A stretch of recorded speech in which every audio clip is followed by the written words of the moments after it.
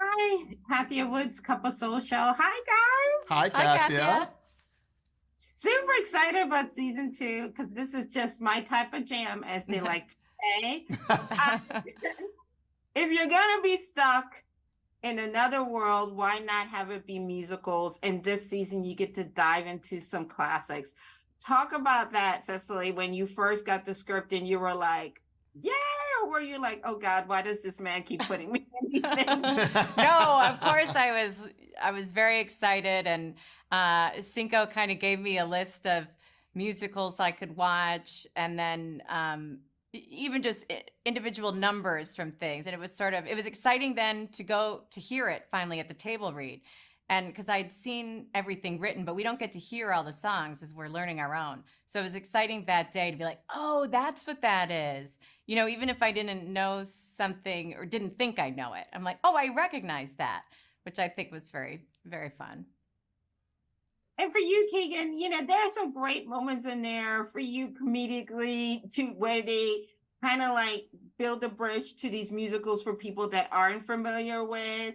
And I love how you just run with it. Can you talk about that? Because I feel like this is kind of like your dream role. You are that artist that can do multiple things. Mhm. And all the things that probably somebody said is like, no, you're never going to work incorporating these things. You're probably going like, ha, ha, ha, look at me. Yeah, right. That's really good. That's good, actually, Kathy, that you say that, because it's this wonderful gift that Cinco Paul has given us, where you get to do the comedic stuff.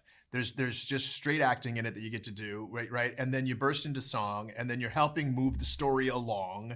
It's the best of all worlds. It really is. And two, I mean, I also feel like my husband is not a musical person, but I feel like this show is a good dose where it kind of like how it's for people like me and people like him, where you're like, oh, it's not too much, but it's just enough. Can you talk about that too? Because I think that's another, cherry on top for this show. Yeah, I think some of the magic of it is that Josh and Melissa, you need these characters to be able to kind of stand outside of it a little bit. And I think sometimes for people, if they get to stand outside of a musical, it allows them just enough distance that they can allow themselves to give as much as they want. You just can give as much as you want to it. I think people who are musical theater fans like me, there's an earnestness about a musical that sometimes people are a little hesitant to jump into.